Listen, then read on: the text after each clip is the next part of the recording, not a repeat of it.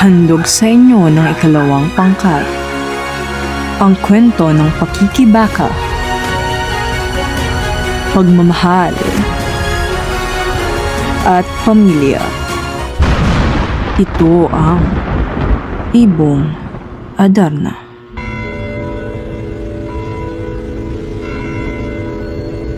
Noong unang panahon, sumang-ayon sa kasaysayan ay may isang haring hinahangaan ng lahat sa kaharian ng Perbanya. Siya si Haring Fernando, ang butihing hari ng bayan.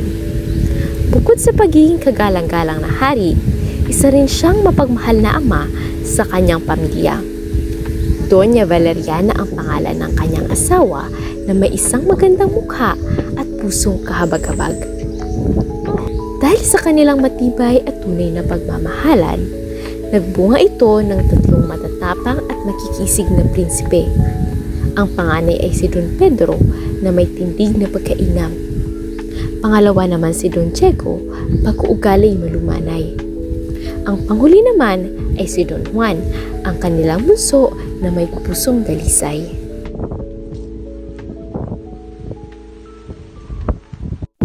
Kayong tatlo'y mapapalad, ang inyo ang mataas na pangalang mga pantas. Humawak ng kaharian, bayan natin paglingkuran. Kung gayon, kayo'y dapat nang sanayin sa paghawak ng patalim. Ang tatlo'y napakahusay sa paghawak ng patalim. Ang mga ito'y espada na kasasakit, ngunit pagkahilig ng tatlo sa larangang ito ay hindi naging hadlang sa pagiging mapagsik. Natupad ng hari ang kanyang pangarap para sa tatlo at isang sukling pasasalamat naman ang binanggit ng tatlo sa kanilang ama. Ngunit ang buhay ay hindi lamang buhay kasiyahan. Isang gabi habang mahimbing na natutulog ang lahat, isang di inaasahan. Ang hari na naging isang gabing malaki. Di umano'y si Don Juan ng bunso niyang minamahal ay nihilo at pinatay ng 2 ampalasan. Nang patay na'y inihulog sa balong tao. Kay tagal mo naman kumilos, ako na nga ang gagawa.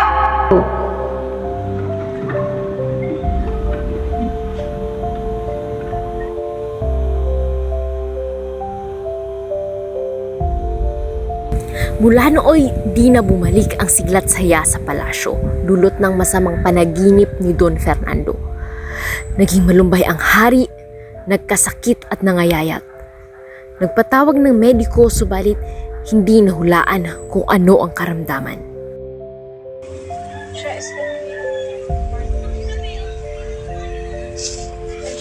Patawad, mahal na Reyna, subalit di ko malaman ang karamdaman ng mahal na hari sa kanyang pagkakasakit. May isang ermitanyong manggagamot na nakabatid ng sakit ng haring bantog. Sakit mo po, haring mahal, ay bunga ng inyong napanaginipan. Mabigat man at masailan, may mabisang kagamutan. May isang ibong maganda, ang pangalan ay Adarna. Pag narinig mong kumanta, sa sakit ay giginhawa. Ibong ito'y tumatahan sa tabor na kabundukan. Kahoy na hinahapunay, piedras platas na makinam. Kaya't mahal na monarka, iyan po ang ipakuhat. Gagaling na walang sala ang sakit mong binadala. Nang marinig iyon mula sa mediko ay kaagad na ipinag-utos ni Haring Fernando na kunin ang Adarna upang siya'y makatakas sa sakit na dinaramdam. Ang unang naglakbay ay si Don Pedro, ang panganay sa tatlo. Una siyang naglakbay sa kabundukan na higit sa 3 buwan bago narating ang bundok Tabor kung saan makikita ang piedras platas, punong tirahan ng ibong Adarna. Dumaan siya sa iba't ibang pahamak, makuha lamang ang gamot para sa minamahal niyang ama. At sa wakas nga'y narating na ni Don Pedro ang puno ng piedras platas.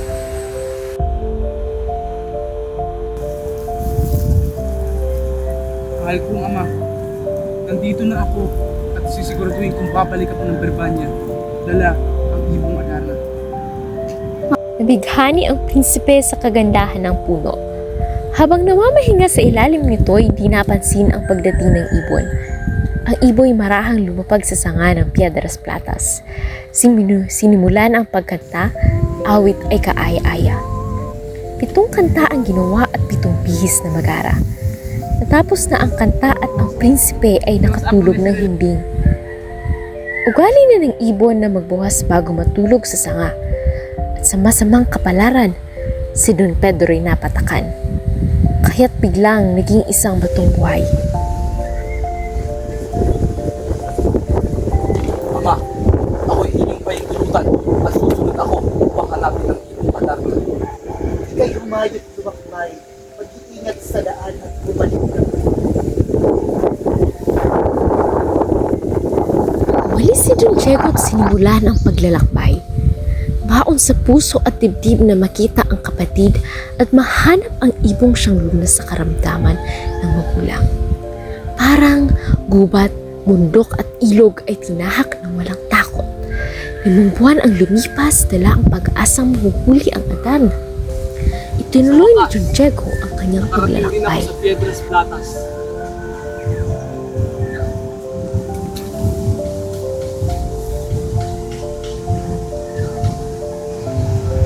Ano bang laking hiwaga? Puno'y ganda'y di natala. Di makaakit ng madla.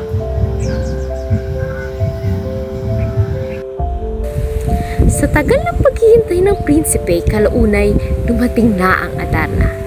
Dumapo sa Piedras Blatas at mahinahong Ikaw namayagpag. ngayon pasasaan at di sa aking kamay.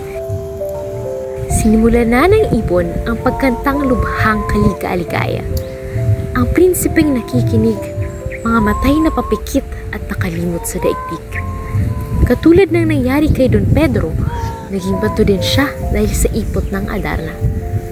At dahil doon, kinilangan ng umalis si Don Juan para hulihin ang ibon, pati na rin hanapin ang mga nawawalang kapatid. Ama, inyo ng payagan, ang bunso mo'y magpapaalam. Ako ang hahanap naman ng inyong kagamutan. Isang anak ni Don Juan, kung ikaw pa'y mawawalay, ay akin ang kamatayan.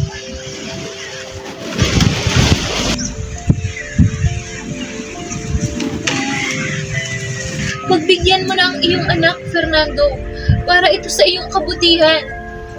Sige na, tumayo ka na. Ngunit ipangako mong ikaw ay babalik, sapagkat kung ikaw ay hindi babalik, ay kamamatay po ang aking kalungkutan. Bendisyon mo po, aking ama. Babaunin ko sa data. Nagsimula ng maglakbay si Don Juan.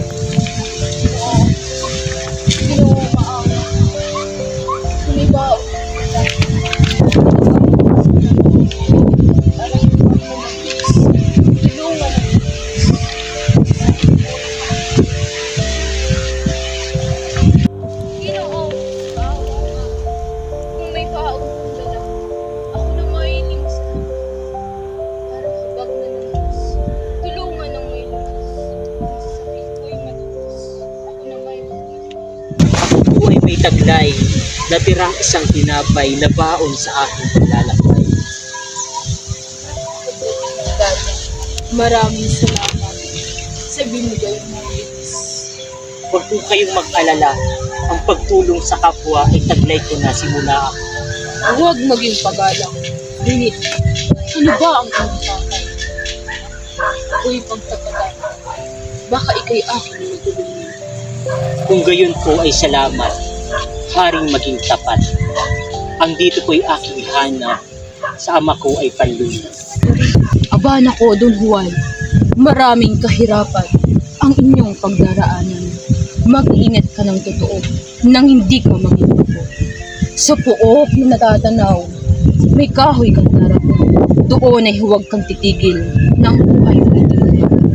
Sa ibaba'y tumanaw ka at may bahay kang makikita. Ang naroo'y taong magtuturo ng Adarna. Si Don Juan ay nagpatuloy na sa paglalakbay. Natambat sa kanyang mata ang tahanan ng Adarna. Punong pagkaganda-ganda. Sa mundo'y siya ng sa kapalang nagunita ang bilin niyong matanda. Tumanaw na sa ibaba at nakita ang isang dampa. Tao po, itaw ba riyan? Sino yan? Ako si Don Juan ng Garbanya. Naparito po ako upang malaman kung paano mahuhuli ang ibong Adarna. Halika,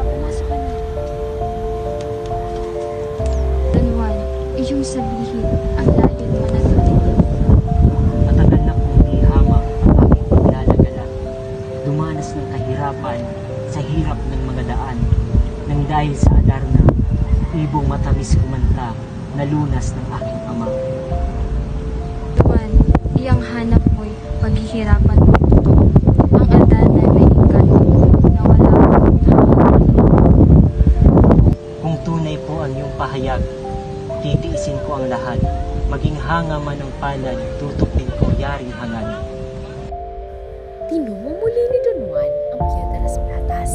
Nang manatan niya ang pagdating ng ibong Adarna, inihanda niya ang kanyang labahang panghiwa at dayap na panggising. Sa bawat kantang inaawit ng ibong Adarna, padigdag ng padigdag ang sugat ni Don Juan at gising para sa ama niya na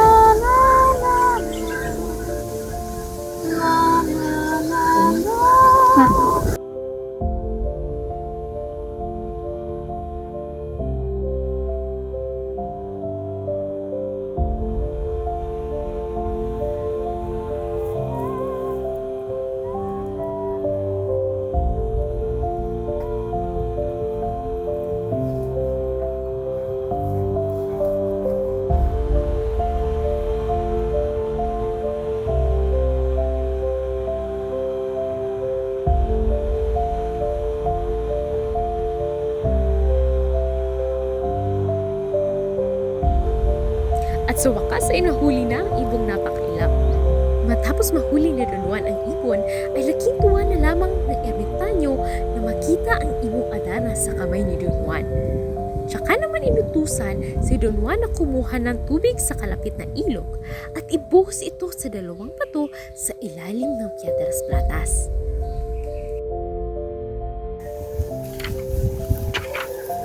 Juan! Mga kapatid!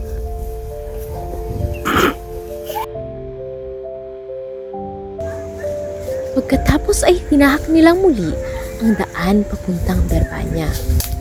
Mabuti pang di hamak si Don Juan at sa ama natin marangal na harap pagkat ang ilihiman, ang katotohanan ay ito'y mabubunyag ng tunay na ang Adarna ay kay Don Juan at ang atin ay kabiguan. Kung ngayon ay magaling, si Don Juan ay ating patayin. Kung ang kanyang katawan ay iwan natin at ang Adarna ay ating dalhin. Ngunit tayo'y magkakapatid. Yang iyong panukala, tila man din anong sama. Alamin ang mawawala, kapatid nating dakila. Kung tunay nga na masama ang pumatay, gayoy gawin natin na ay pagtulungan na umugi ng katawan ni Don Juan. Bunga nga ng matinding pagkaingit ni Don Pedro kay Don Juan. Nagawa niya itong bugbugin kasama ang kapatid na si Don Diego nang walang nagawa sa utos ng nakatatandang kapatid. Dahil nga sa panghuhubog nila Don Pedro kay Don Juan, sobra-sobra siyang nanghina sa natamong mga sugat. At dahil siya na ngayon ang tagapangalaga ng Adarna, nanghina din ang Adarna at nawala ng lakas.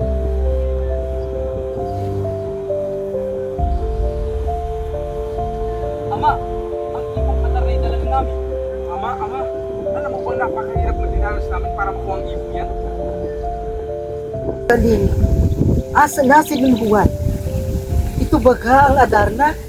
Kung ito na'y, ano baga? Napakapangit pala niya. Kung ito raw ay kakanta, may sakit ay ginhawa. Ano kaya ang dahilan ng sa ibong mapapanglaw? Kung ang ibong ito'y ganyan, lalo ko lang kamatayan. Overhing inang marilag, tanggulan ng nasa hirap, kahabagang di man dapat ang aliping kapuspalan. Kung wala mang kapalarang humaba pa yaring buhay, loobin mo, inang mahal, ang ama ko, ang mabuhay. Maraming salamat.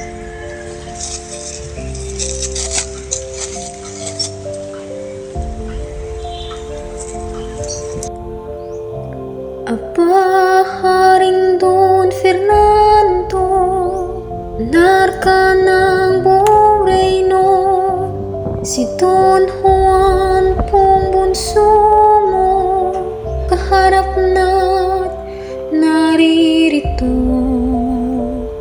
Ang iyo pong bunsong anak, tiis ng matlang hirap, kamatayan ay hinamak, sa utos mo ay tumupad. Yaong anak mong dalawa, inutosang nangauna, kapikuan ng nakuha, kapwa naging pato sila. Nang pauwi na silang tatlo, dito po sa inyong reino, nagpili ng ermitanyo, huwag nawang may maglilo.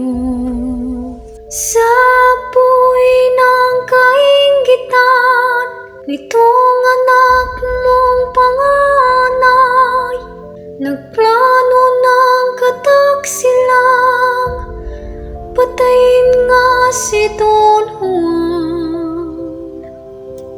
Itong napagkasunduan ay nangyari sa aking datan, dakay pinagtulungan, bugbugo na si Don Juan. Bunso mo po'y humihibig, natikila ng pasakit, ngunit itong mga kanid ay lalo pang naging mabangis. Laking galak ng dalawa, nang ako po'y makaw na, habang daya nagsaya ng halakhat at pagtawa. Sa habag ng buong Diyos, sa prinsipe ay tumulog ang isang ukot-ukot, ang isang matandang manggagamot. Ang matanda ay nahabag sa daing ng iyong anak, kaya kahit anong hirap, ang prinsipe ay hinanap. Tuluyan ngang umuwi na dito sa Reinong Birbanya, ang nasa makita ka, buhay pa rin at masigla.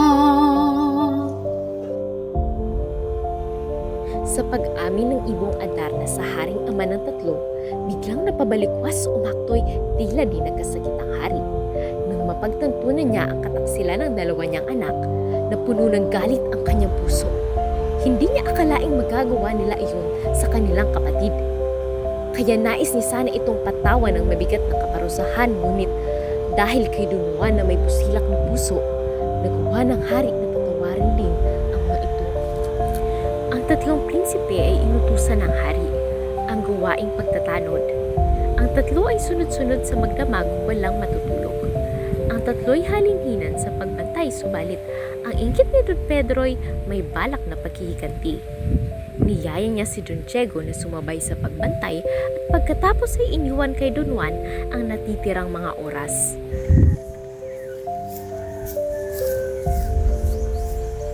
Sasabay ba ako ngayon? Mamay kung sino kung gayon ang magbabantay sa ibon.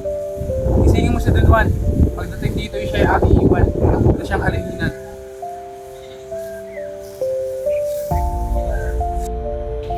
Ang dalawa'y nagsabay sa pagbantay. Paglaoy, ginising si Don Juan sa tulog na kasarapan at iniwan kay Don Juan ang pagbabantay sa adar ng ibon.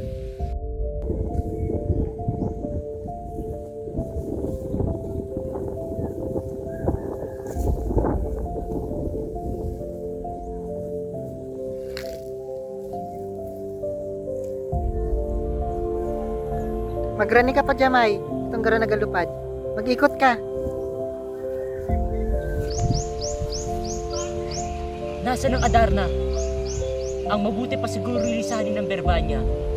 Mainang nang di nila makita ang nagkasala.